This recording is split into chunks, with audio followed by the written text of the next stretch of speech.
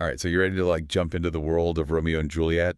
Today we're taking this deep dive into Act 1, Scene 1, and don't worry, We gotcha. we're going to break it down. Yeah, no need to like dust off those Shakespeare dictionaries or anything like that. Exactly. So anyone who's maybe needs a little refresher, Act 1, Scene 1, it opens with a bang, right? Mhm. So what's the overall feeling Shakespeare's trying to create here? Well, right off the bat, Shakespeare throws us into this like deep-seated feud between the Montagues and the Capulets. It's like bam, right in the thick of it.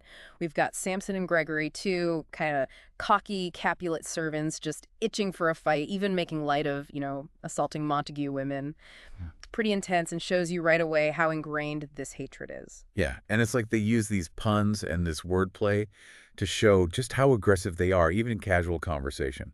It's really wild. They take like the simplest things like carrying coals and turn it into this whole fight thing. Oh, and then there's that taking the wall bit, right? Like imagine getting into a brawl over something that insignificant. But that just goes to show how petty this rivalry really is. It's almost funny, except you just know it's going to have some serious consequences down the line. Oh, absolutely. It's like Shakespeare's dropping these little hints, these like seeds of underlying tension that erupt later on. And then enter the Montagues. Abram and Balthazar show up, and oh boy, things escalate quickly with that whole thumb-biting gesture. Oh, yeah, that's a perfect example of Shakespeare using like a seemingly small action to say a whole lot. Back then, biting your thumb at someone, that was a straight up insult. It's hard to believe something so small could start a riot. Right. But that's Shakespeare for you. He's showing us how quickly things can get out of control when you've got all this pent up anger and prejudice just simmering beneath the surface. And of course, a brawl breaks out. And just when you think it can't get any worse, Tybalt storms in, sword drawn, totally ready to rumble. Yeah, Tybalt's entrance, man, it's a big deal. He's like the embodiment of this fused violence. Remember Benvolio, who's all about keeping the peace? Tybalt is the complete opposite. He even says, and this is a great line, he says he hates the word peace as much as he hates, get this, hell all Montagues and thee. Talk about wearing your emotions on your sleeve, right? He is like a walking powder keg, just ready to explode. Totally. And Shakespeare's using him to crank up the tension. Remember, this is just the first scene, and he's already setting the stage for some major drama. And it's not just, like, what he says, it's how Tybalt carries himself. Shakespeare's really putting his hot-headedness in contrast to Benvolio trying to, like, calm everyone down. Right. It's like you've got Benvolio practically begging everyone to just chill out, and Tybalt's over there, like, ready to throw down. Totally. And it just shows how when you've got all that hate, it just, like, shuts down any chance of being reasonable, you know? And this whole thing started with, some servants trash-talking each other, right? It just goes to show how quickly things can get out of hand. Yeah, and that's where the prince stepping in is such a big deal, right? He's not just breaking up a fight, he is laying down the law. Like, if you guys keep this up, there are going to be serious consequences.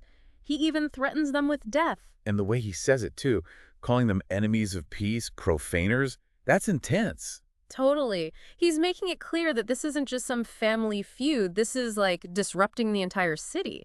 Shakespeare's audience would have gotten the seriousness of that. Disobeying the prince, that was a big no-no. Okay, so we've got this crazy opening scene, right? Fights, yelling swords, and then boom, Shakespeare's like, let me introduce you to Romeo. Talk about a mood swing, right? Seriously. 1 minute there's this near riot. The next, we've got this lovesick teenager moping around talking about his feelings. And that's exactly what Shakespeare's going for, Yeah. He uses Romeo and his, let's call it melancholy, to create this stark contrast with all that violence.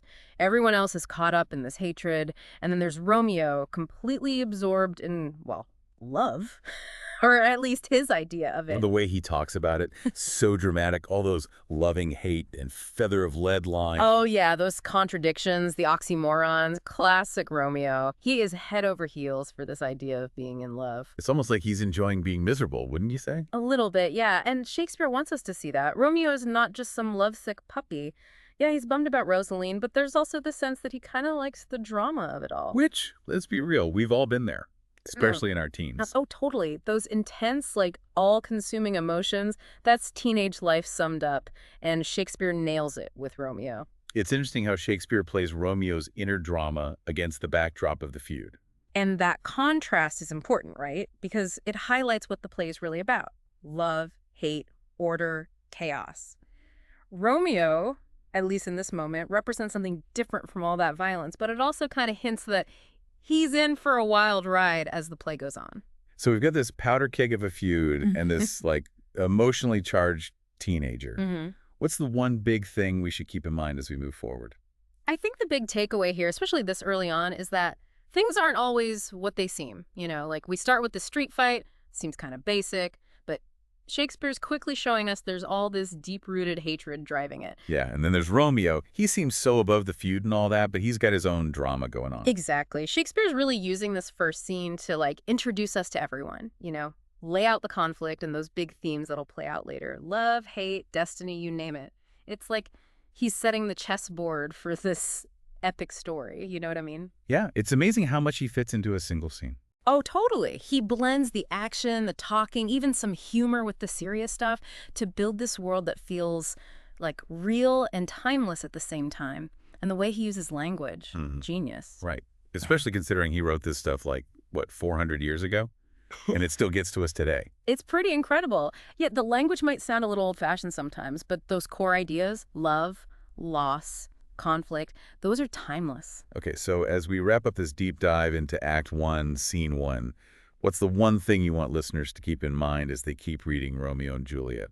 Pay attention to how Shakespeare uses words. Every line, every little interaction, it all means something. He's revealing character, moving the plot forward, even hinting at that tragic ending. It's all there if you know what to listen for. Great advice. Now, here's something to think about as you dive deeper into the play. Knowing what we know now about the feud, about Romeo, how do you think he's going to react when he meets Juliet, the daughter of his family's enemy? Talk about a recipe for disaster, right? Something to chew on. Until next time, happy reading.